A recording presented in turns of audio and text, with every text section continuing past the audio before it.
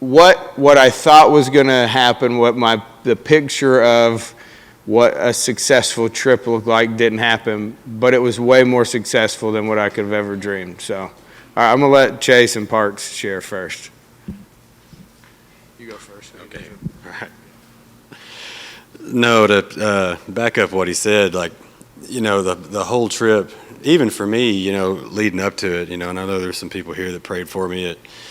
It was rough, like before I ever even got there. That like the Thursday before we left, like I started having like back problems, and by Sunday morning, I'd woke Laura up at like 5 o'clock. I had pains in my back and my whole body like I had never felt in my life. And I had her take me to the ER because like I was almost in tears. It hurt so bad. But of course, I was there for like 5 hours. They run tests and tests and tests, and there was nothing wrong with me.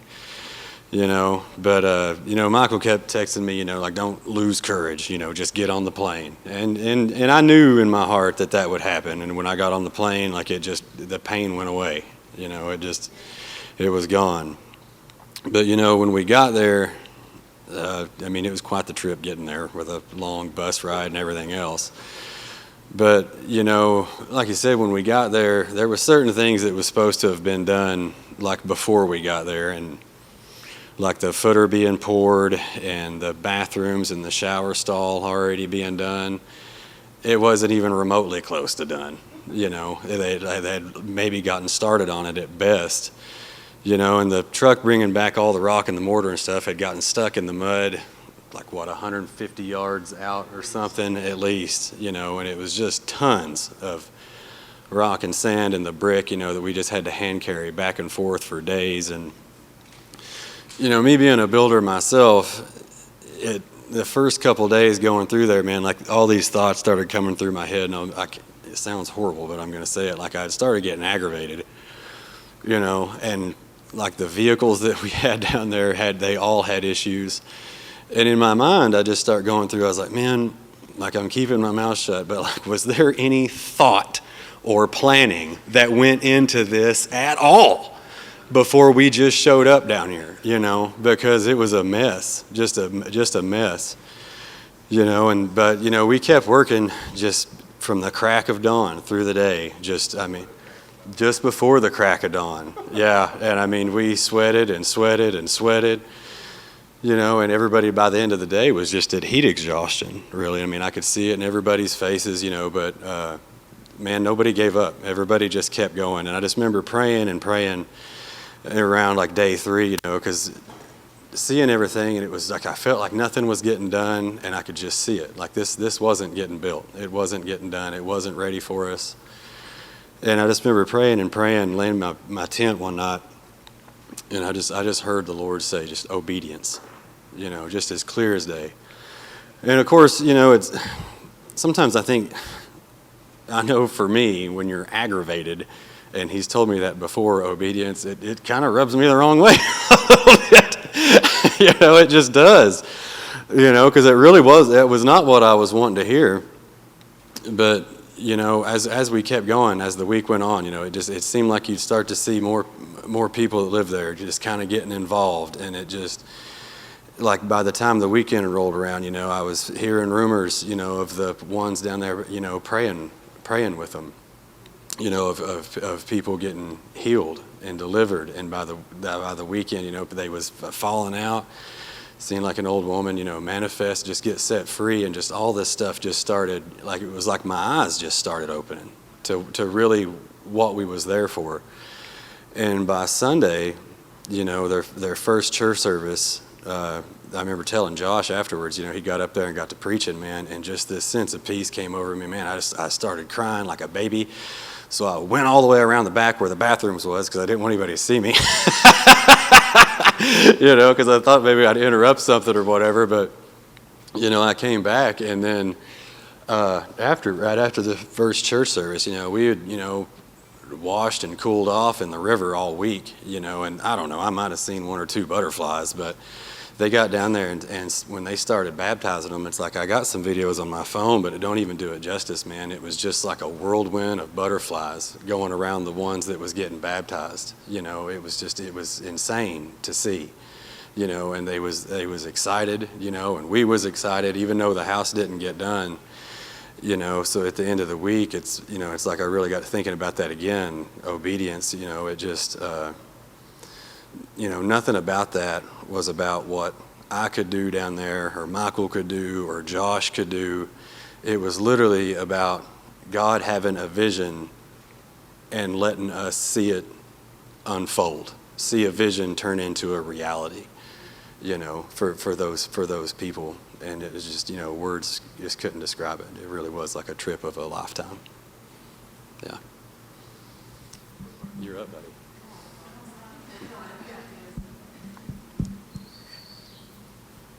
So it was like what night did we do the conference? The first one. Thursday was the first one, though, right? It was Thursday night, and we were doing this conference up the road at a lean-to in the little town. And so they were doing worship, and then I think my dad preached, and then they did an altar call where we would go around and pray for people. And so I went and prayed for this woman, and she had something wrong with her, her leg, like her ankle was hurting. And me and then a guy named Cesar was translating for me. He prayed for her, and then after I did, and she got up and she walked around and she said that the pain was gone. And then after I went and prayed for this guy, and he said that he was like, he didn't have peace, I guess is what it, and we prayed for that guy, and he said he felt like something get lifted off of his chest, like that he felt safe now. And then this other her older lady, she was sitting in a chair, and she said her heart felt like it was hurting, and her shoulders were, like she couldn't move her shoulders really. And then we prayed for her, and she got up and she was like moving. She said her shoulders didn't hurt, but her heart was still hurting a little bit. So we prayed for her a second time. And then after we prayed for her the second time, she said that her heart felt a lot better. And then I thought about that all night. I couldn't believe that happened. And then we did other conferences, and a lot of stuff happened. It was amazing. And then the last night, I shared my testimony for the first time ever. And then the last night we were just sharing things that had happened through the week that we thought were awesome, and we thanked each other. And then my dad thanked Josh for letting me come, because Josh was a little hesitant on letting me go. And then he prayed for me, and he gave me this word, and he said, God is going to use all that you have been through for what he is going to do in you in the future. You are going to preach and share your story to thousands because of your strength and character.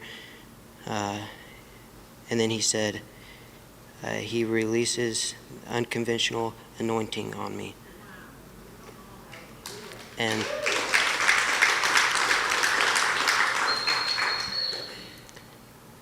then after that, everybody prayed for me, and it was really powerful on me. I could really feel Jesus touching me. And then we went to bed. We woke up the next morning, and I think that was when we left, right? The Sunday church service. And then, like Chase said, at the baptisms, every time someone would get dunked, there was like a tornado of butterflies, and it was amazing. And it's I can't really tell it until you see it. It's really amazing.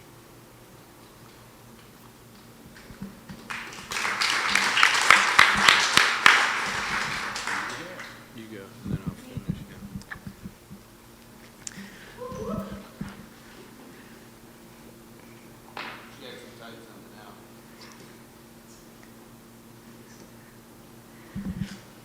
So a few months ago, Ajay had sent a message to Michael, and had said that they had traveled back there. This was about 2 months ago, and they had went back to La Cebolla and went to another village called Lucia.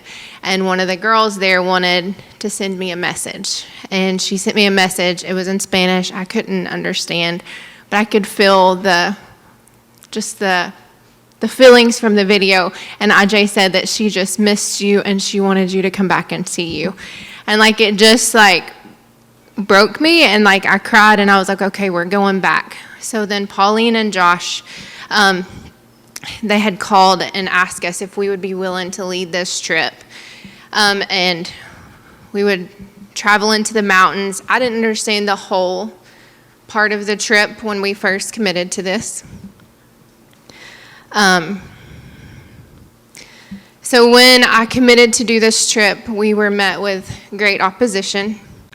With every tug of the Holy Spirit, there was great opposition. First off, how will we afford this? Michael had just started a business, and this did not seem like smart, does not add up on paper. It did not add up at all, period. But the Lord said to me, trust me. But I had decided at this point that this was an investment, and it was worth investing into no matter what it cost. Michael was then blessed with a lot of business and has worked really hard. Provision didn't look the way that I envisioned, but he was absolutely faithful. I had committed to this trip. I had just started preparing myself for the journey, which was going to be much more difficult than it was in the past. We were going to another village, which I'd been told was a lot worse. The trek there was a lot worse and a lot more strenuous. So I started walking with a weighted vest. And I walked to where I knew that it was going to be difficult. I walked Tina's Hill 2 and 3 times at it, up and down, and then I would walk the valley and make sure that I hit all the hills a couple times. So just as I started preparing for this, I had my first accident at work. I was transferring a patient from the OR table to the stretcher, and when I went to pull them over, they were a larger person, and they were kind of already waking up, so they were fighting us, and I was like, okay, we'll just pull, and I'm going to pull with my all.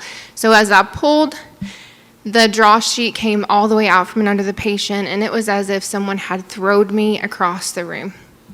So I got flung across the room. I hit my head on all the equipment. I hit my hip. It was a mess. They made me go to employee health, and when I got there, I was like, I'm here because they made me, and I'm going on a mission trip, and I don't care what's wrong with my hip. It's going to be fine. Like, I'm walking this out. So I was determined. I continued to walk through this and continued to pray and just cry out. And as I started walking up and down Tina's Hill, sorry, I've lost my place.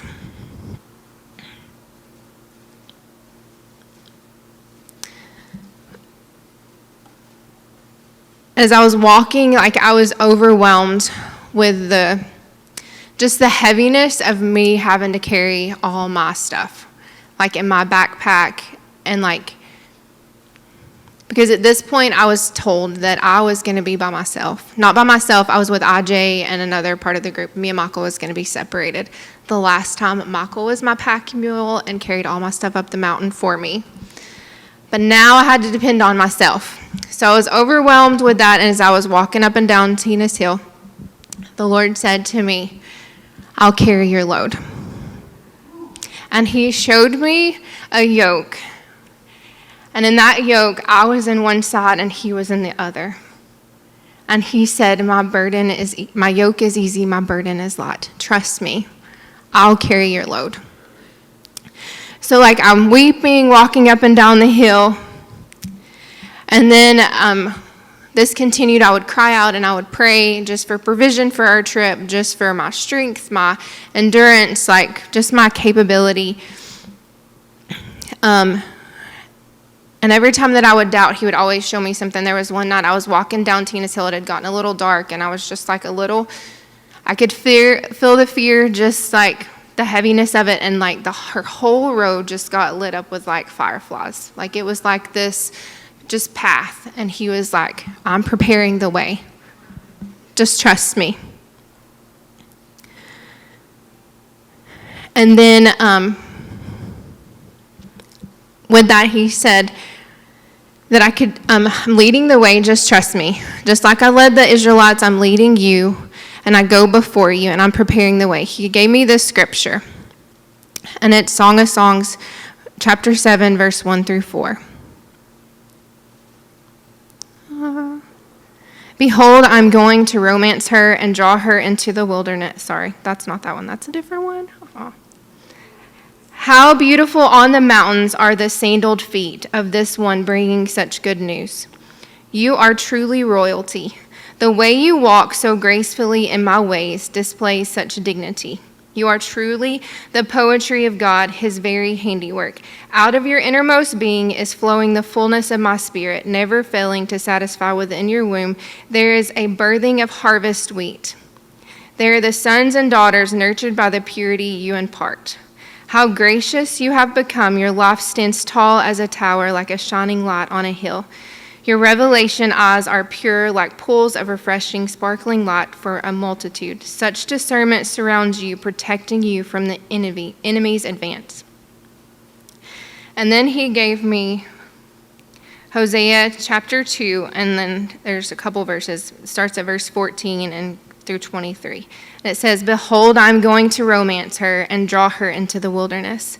I will speak tenderly to her there with words of love and win her heart back to me. There I will give her back to her vineyards and make the valleys of trouble an open door to hope. There she will respond to me and sing as when she was young, as the day when she came up from Egypt. And I, Yahweh, declare that when that day comes, you will call me my husband and no longer call me my master. I will banish the names of the Baals from her lips, and she will never mention their names again. When that day comes, I will make a covenant for you, my people, with all the birds and wild animals and creatures that creep upon the ground.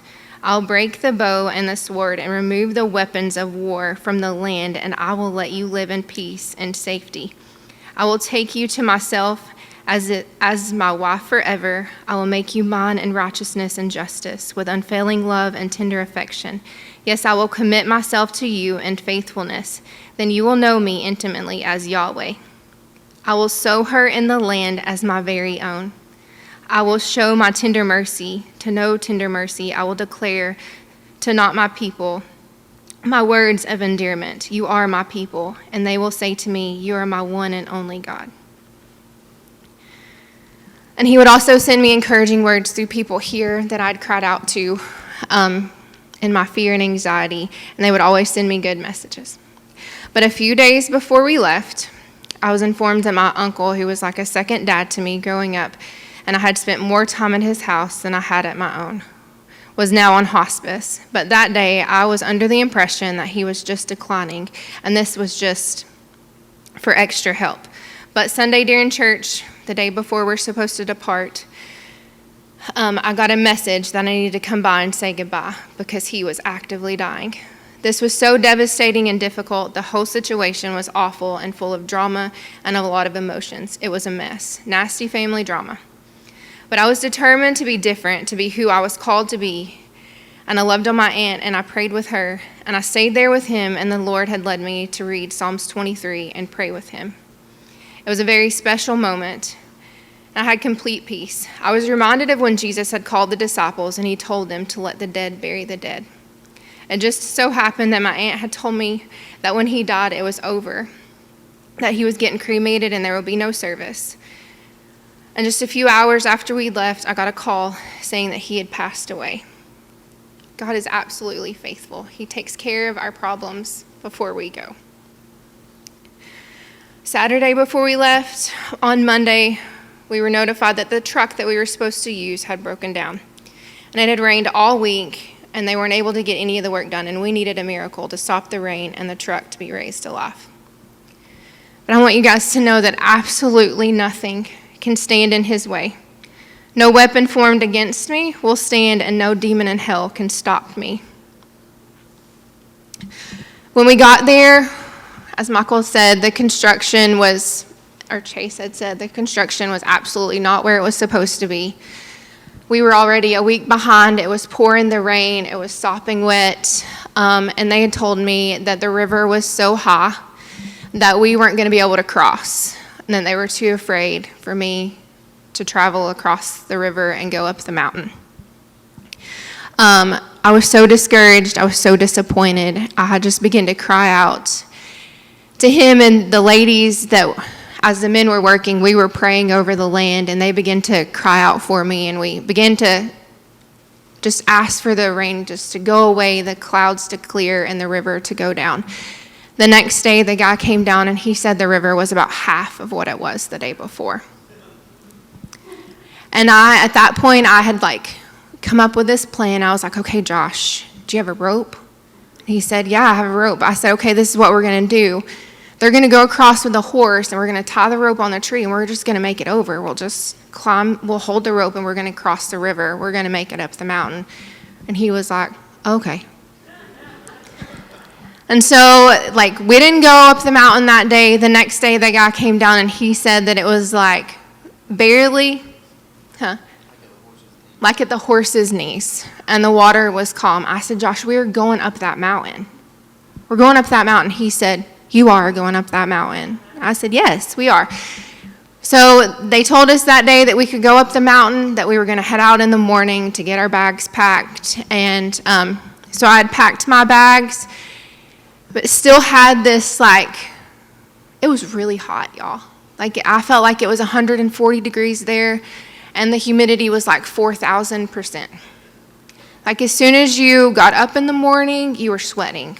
When you laid down at night, you were sweating. You were sweating constantly. And I was just okay, I'm going to do this. I'm carrying my bags. I'm walking across the river. I'm climbing the mountain. I'm doing this. But that morning, little did I know that the people in the village had heard that I was coming. And he came down with a mule and his horse, and he packed my bags on his mule to carry them up the mountain. So all I had to carry was myself. He is so faithful. It was never it was very hot. It was very hard, but we did it. But along the trail, the scenery there is pictures don't do it justice. And I spent 4 hours making a video last night because I thought I was a real cool technical person, but I failed. So I have a nice video and 54 minutes worth of pictures for everybody to see. But the scenery is absolutely gorgeous.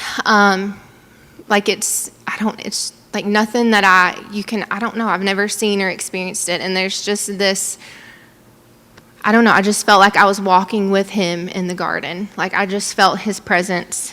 And we got to the river at one point, and there's butterflies. And butterflies of every color. And they were thousands.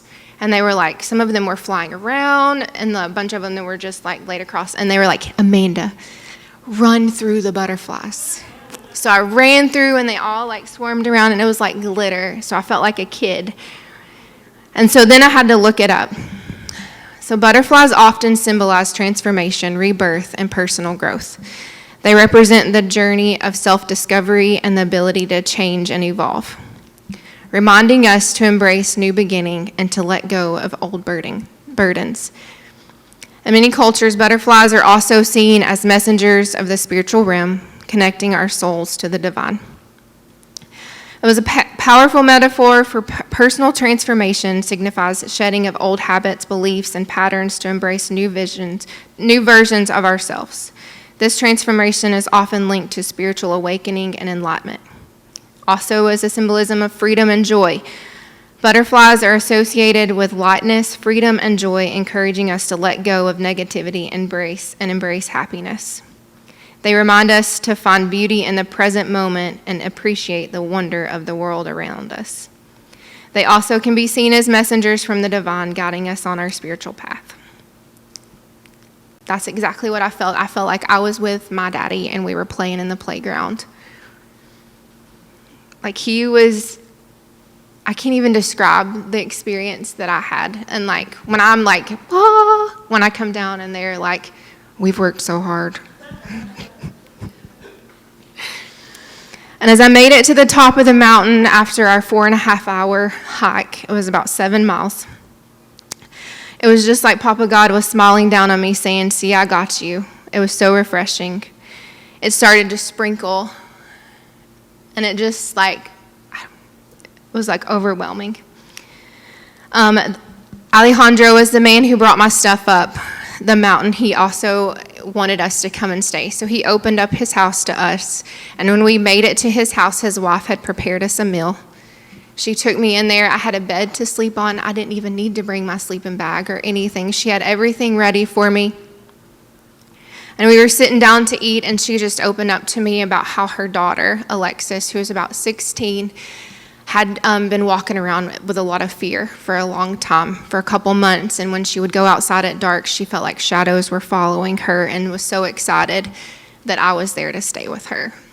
I forgot to say when I got there, the daughter and the mom, and there's their little bitty girl, she's about 4, run out to meet me, and they were yelling, "Aunt Amanda." And IJ was translating it to me, and it was just like the warmest hug. And so they took me into the room, and I was getting settled in, and they had told me that about Alexis. So I just began praying over her. I prayed over the room. We sat down and ate supper, and it started raining. It rained for about 30 to 45 minutes, and then we set out to go into each little house. And going to each house was like walking up Tina's driveway. And we went to about 5 or 6 different houses, and all of them remembered me. And we're like, Amanda, and would run out and meet me and hug me. And then Marisol, which was the little girl that had sent the video to Aj, she ran out and hugged me and shook me. And we had planned to have a life group that night with all the people, so we were inviting them down, and they all showed up. And we were sitting around, and we were playing games, and they were laughing. I just felt this shift. There was so much joy and peace that we didn't experience when we were there in November. And so then after that, they wanted to ask me questions. And one of the ladies looked at me, and she had tears in her eyes, and she said, "I just want to know why. Why are you back? Why did you climb that mountain again?" And then at that point, I'm crying, and I said, "Because when I was here in November, you guys touched my heart, and you blessed me. And I long to come back here and see you because you're my family. And it was love that climbed that mountain. And it's love that brought me here, and and he loves you, and you are treasured and adored." So we ended up hanging out at the schoolhouse for a few hours. It was like a family reunion, and then all of them wanted us to come and eat supper with them. They all wanted to feed me. So we went to all these went around to the houses to just hang out a little while, and they all had some sort of food. I have never seen so much food in my life. I know, I'm sorry. And I felt so they were all I know, they didn't get this. I had deer when I got to the top of the mountain. I had donuts. They made me pancakes. It was real authentic.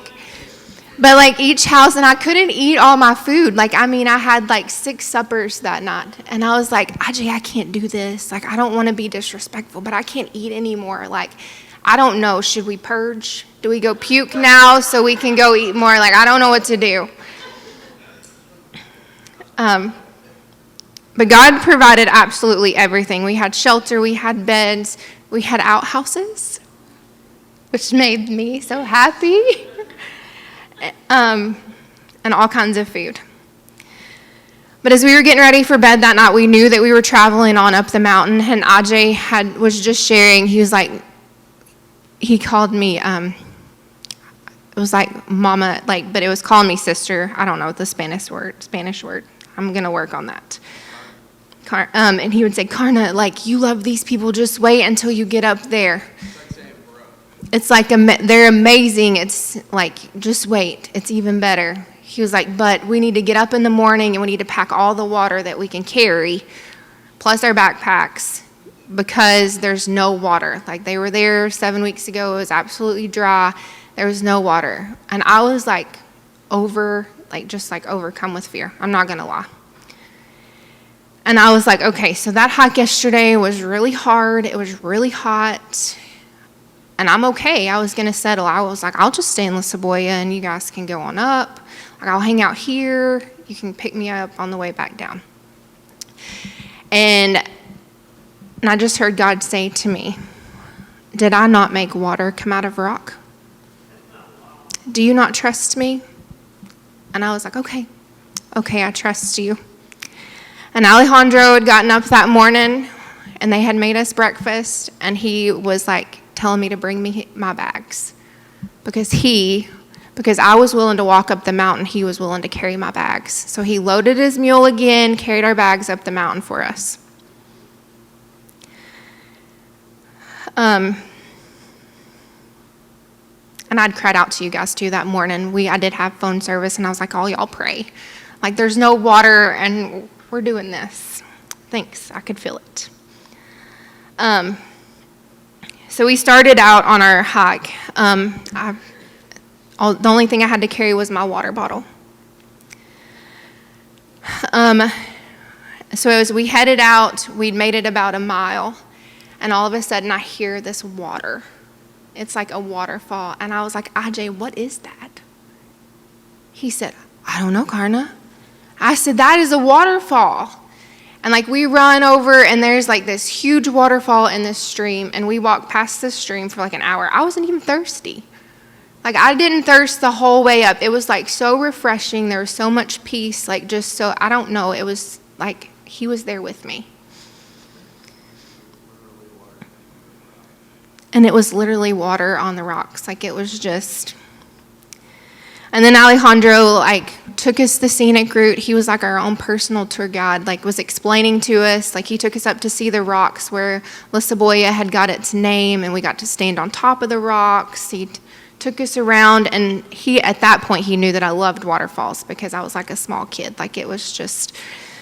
and I was taking all the pictures, and then he took me to the side, and, in the far distance, there's this big mountain, and there's, this... And I could tell it was a waterfall coming off. And he was like, you see it, Karna? See it? And I was like, yes, it's a waterfall. But the whole way up, I would say every half a mile, there was a waterfall of some sort. There was water, a water just coming up out of the ground, making these little pools. There was water coming out of the rocks, making a pool. I was just so overwhelmed with peace. And as we were walking, I heard Psalm 23. It says, the Lord is my shepherd, I lack nothing.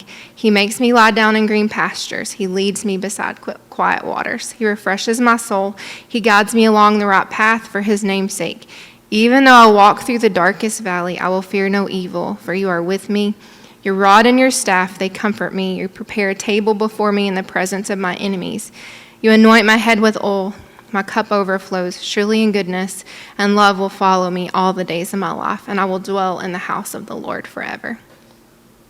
And then Psalms 46:4, it says, God has a constantly flowing river whose sparkling streams bring joy and delight to his people.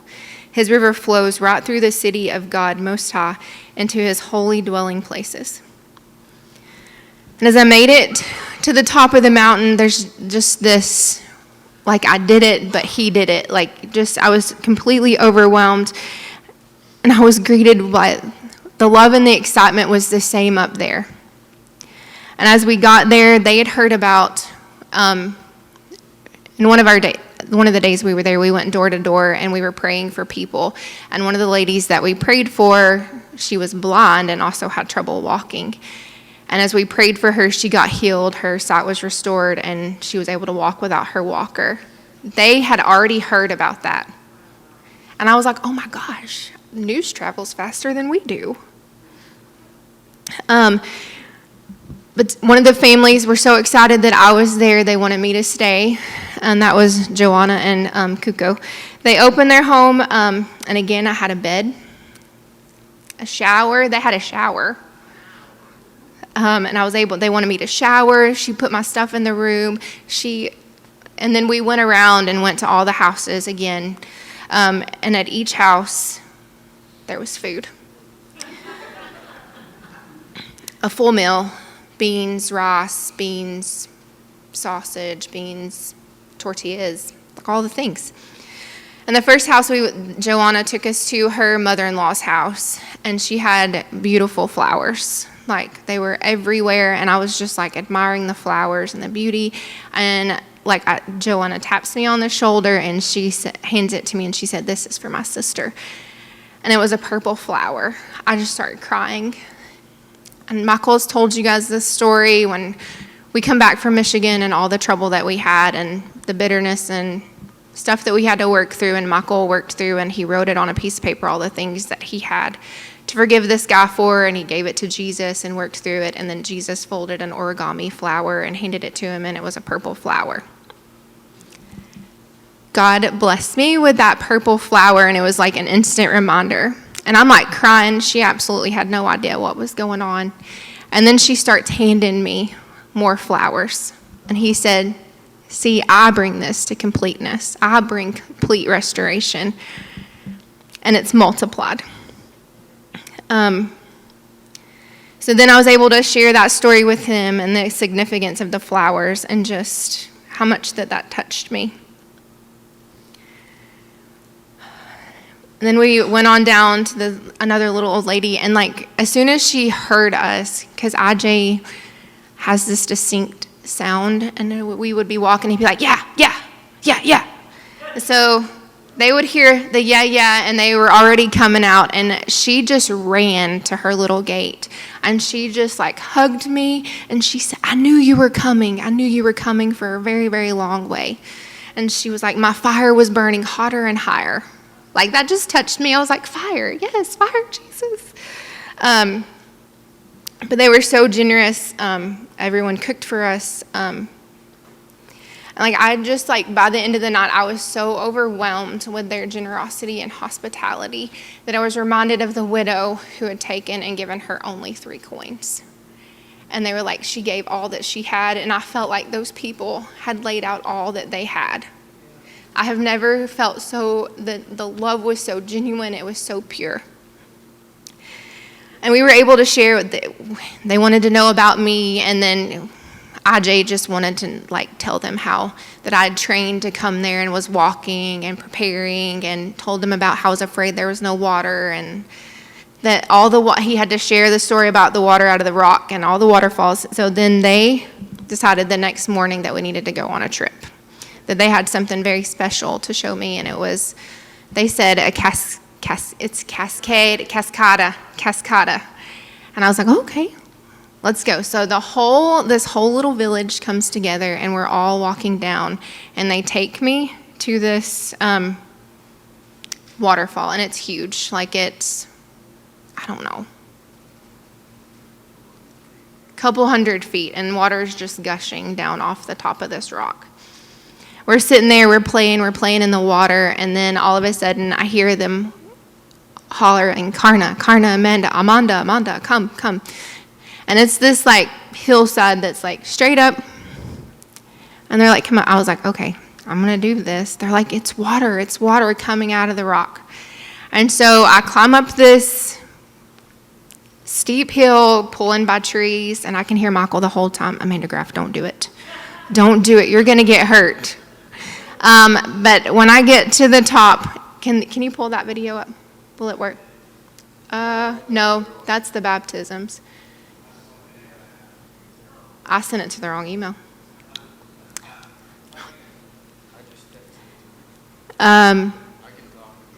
So we get up there, and there is water squirting out of rocks. We could put our finger in, and then it would just squirt out at us.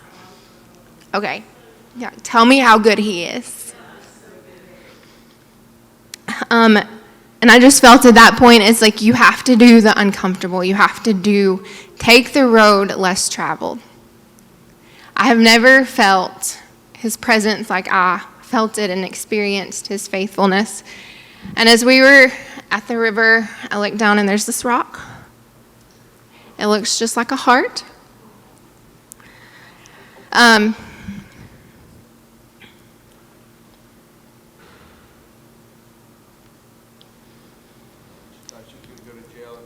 Stop. I did smuggle rocks. Some people were smuggling other things. I smuggled rocks. Sorry, I forgot where it was. I know. These people were so hungry. Josh and them had visited for the first time like 2 months before we had gotten there and gave them all solar audio Bibles.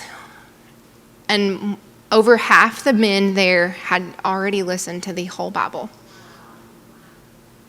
And like there's some devotionals, like some Bible studies that were downloaded on there, and they were listening to those. Like as they're working, they have their little Bible in their pocket and are listening to it.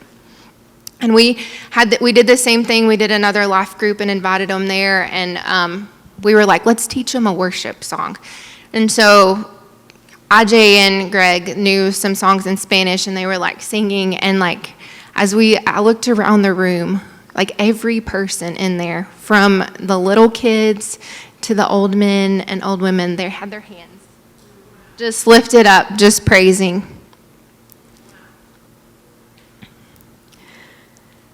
But as I told you last November that God had begun to just work in my heart and was working in my life just for me to know who I was as a daughter and to trust him, and that we were being led into something more.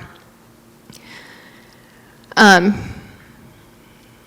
today, as I was on my way here, just praying about this and just how this trip made me feel, because I can't put it into words. Like, I could talk for days about what this did to me. And I just feel like I discovered myself, more of who I was, and more of who my Father was, and his love that he had for me. And I literally walked the soles off my shoes. And I feel like I left a piece of my heart in there. And as we were coming down from Lucia, I found this heart with a little piece missing. Yeah. And then Michael's going to tell you about the church service and the stuff that happened down there. Yeah, our food experience was not the same. We had mashed potatoes for breakfast and beans and tortillas the rest of the time. Now, I will say the lady made us so many tortillas. She like stood at her little tortilla press for like 10 hours every day, just making tortillas, after tortilla after tortilla. And we ate all of them. Yes, all of them. So I will go back and say, when we got there, I was a little disappointed that stuff wasn't where it was supposed to be, but with the amount of rain that they had gotten, it was understandable, and I knew going there that it was going to be a struggle for anybody that did things a certain way. So I knew when we got there, Chase was probably going to struggle a little bit, because when you build things here, like, it's a pretty standard how you do things. It's the same way all the time. And so we dug the footer of this place, laid all the rebar, everything, went to lunch, came back, and everything was gone. And they said, that's not how we do it. And so I said, it's okay, Chase. We're just going to do it the way they do it. We don't want to dishonor people here and say, well, we're just going to get it done and do it the way we do it. So we did it. He showed us how to tie the rebar together the way that they did it. And so we tied all the things together that we needed to, dug the holes out bigger, busted all the rock up, and put the footer in. And, most of our time consisted of carrying rock in buckets or center blocks. We moved like 3,000 center blocks twice and laid probably 1,600. They did let us lay block. They showed us how they did it, and we did it the way they do it. And when we left, or on Sunday morning, we were at the church service on Sunday morning. I think everybody was in the same state. Physically, we were exhausted, way past exhausted. We got up at 4:45 and started working every morning just so that we could get a couple of hours of work in before it got so hot that you couldn't. At lunchtime every day, usually everybody would be like, "Can we go to the river?" And so we would just leave our clothes on, go to the river, get in the river, come back and work more. Because we were no wetter when we got in the river than before we got in the river, but the water was cool and felt good. I was really impressed by all of the guys that came, because really, I think me and Chase are the only two that had ever had any type of experience with building anything. The other guys just wanted to come and help do whatever needed to be done. They had no idea that it was going to be what we were doing. But none of them complained. We got everything done that we needed to get done, that we could get done. We plumbed the bathrooms. We filled all of the dirt and rock in that needed to be filled in. Everything was ready for things to be finished when we left. And I would say it's all finished now. It probably was done by the end of last week. But Sunday morning, we had said we were going to have a church service on the property. Had no idea what that was going to look like, what we were going to do. So people started moving stuff Sunday morning. We put some tarps up to try to keep the sun off of people as much as we could. We had bought 2x8s to build the roof of the house with, and the guys said, these walls won't hold those 2x8s up, because they were they probably weighed 160 pounds a piece or something. They were. So our 2x8s here are 7 1/4 by 1.5 or 1 3/4 at best. Their 2x8s were 8 1/4 by 2 1/4. And super hard. It took 15 minutes to cut through one of them to make it a 2x4. It was crazy. Anyway, so luckily we had those big boards. We made a bunch of benches out of all those big boards and saying we were going to use them for the roof anymore. And what I was so amazed at on Sunday morning at the church service, none of these people had any scope for what church was supposed to look like or be like or what even they would be a part of. And 48 people showed up. It was amazing. People from the farthest village that Amanda went to, which round trip was 60-mile hike, came all the way down there just for the church service. There was at least 2 families from Lycia, which is it's a 7.5 mile hike to Lycia, came down for it.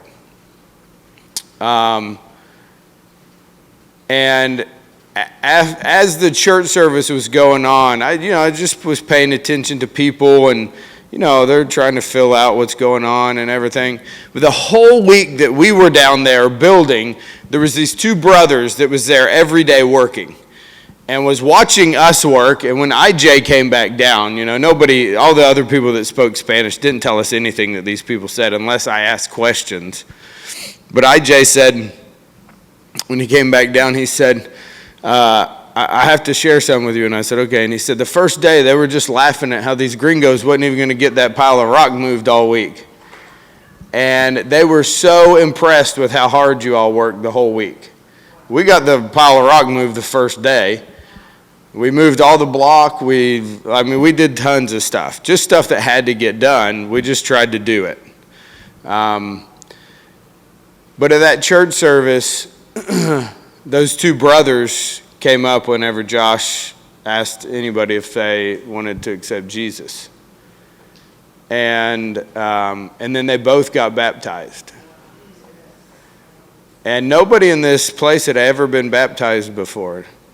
And both of those guys got laid out in the middle of the church service. Everybody was freaking out what was going on. and both of them got baptized. And after the service, I went up to Chase, or after the river, I went up to Chase and I said, you know what, everything that we were supposed to do when we were here maybe didn't get done, but those two guys watched us work for the Lord the whole week, and that may have been why they decided to do what they did. And so it was a way better to see those two guys accept Jesus and get baptized than if we would have built 3 houses.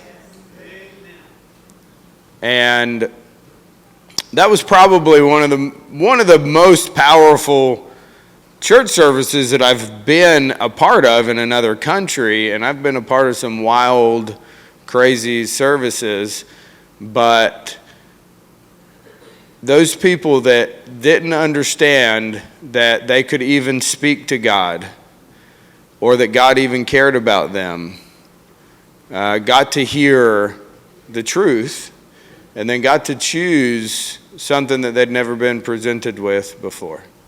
And so it was amazing. And the baptisms, this is it's a 16-minute video of all the people that got baptized. But the guy that I was talking about Sunday is the first guy here that gets baptized. His name's Graff, which is interpreted as mullet. It was his nickname. He used to have a mullet, I guess. But all week, he worked with us too, and all week you could just see the wonder in his face, and he was a little bit afraid because he had committed to Josh. Yes, I'm getting baptized. I'm doing this. I'm not going to back out. And during the church service and after church service, he did not want to get baptized. He was scared to death. And he was probably, just like most people in places like this, they're like the most emotionless people that you meet. Like there's not a lot of emotion tied to them. And as he's walking in the water, he is just weeping. And he came out of the water, and I eventually got to go over there and hug him, and I bet he cried for 2 or 3 hours after he got baptized. It was just one of the coolest experiences, and the fact that there are thousands of little villages just like this one all over those mountains that have people desperate for something that they don't even know what they're looking for. And what an honor it is that God would allow us to go and do that. That God would give us as a church the opportunity to be a part of this. I said it a couple Sundays ago, but it's such a privilege that we get to be a part of an organization that takes the Great Commission so seriously and literally and does not let anything stand in the way of it. And when Josh was praying over parks, he said when he was 16, he went on his first mission trip. And I think it was in Africa. And there was an African pastor that spoke a word over him about doing the unconventional things that aren't popular. And that's the way that he'd lived his life since that time. And it was such an honor because Josh spoke the same exact words over parks. And just to be associated with people, to be a part of a family of churches and a ministry that we're just not going to let anything stand in the way of what God wants to do is so amazing. And so there's going to be a lot more opportunities to do these trips. They're not all going to look like this. We're going to do some to Oaxaca, which you can drive everywhere to. You don't have to hike. So there's a lot less limits to the people that are going to be able to go. Like anybody should be able to go on most of those. We are going back here to El Naranjo, November 15th through the 22nd. Anybody that wants to go. But we will be doing a lot of hiking then. It won't be building, thank God. Yeah,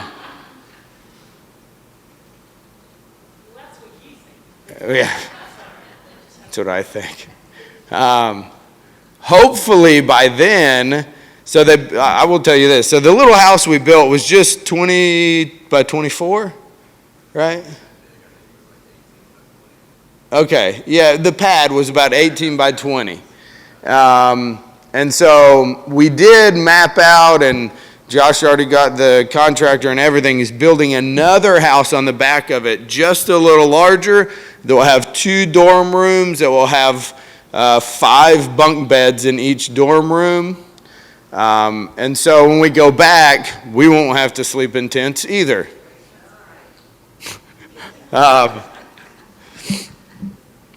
That was probably the most difficult thing. It was the last time too. I mean, not everybody had a neck fan, okay? Chase, I'd lay down in bed and I could hear his fan going. Yeah, it was, I should have got one. Yeah, I took a sun hat. It was a fan like this. 2 Benadryl in that thing, in an hour I was out. I don't even remember stopping moving my hand. I would just... and if you rolled over and then rolled back over, that spot you were laying in was really cold because of all the sweat on it. It's bad when the sweat running down the back of your neck and you think it's a bug is what keeps you awake at night. But yeah, I want to, anybody that feels like, yeah, I think I could do that. Do it. Don't. And Josh really has said these trips that are, they call them extreme mission trips, are really invitation only.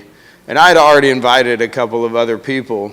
And Pauline had told me last night, I guess we talked to her, or Monday night. And Josh said, well, I don't know any of those people, but if Michael thinks they can do it, let them come. So as the other trips, as we get dates and stuff, I'm going to really try to just stay on top of telling everybody when things are going to happen. And I don't know if I'll even get to go on a lot of them. Hopefully I can.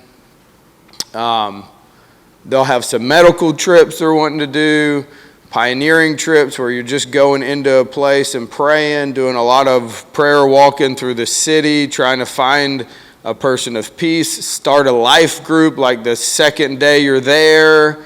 And not necessarily even in the mountains. Like there's cities in Mexico they want to do this in as well. So just as those things come up, I will be just telling the church about them. And if you're at all interested, just let me know.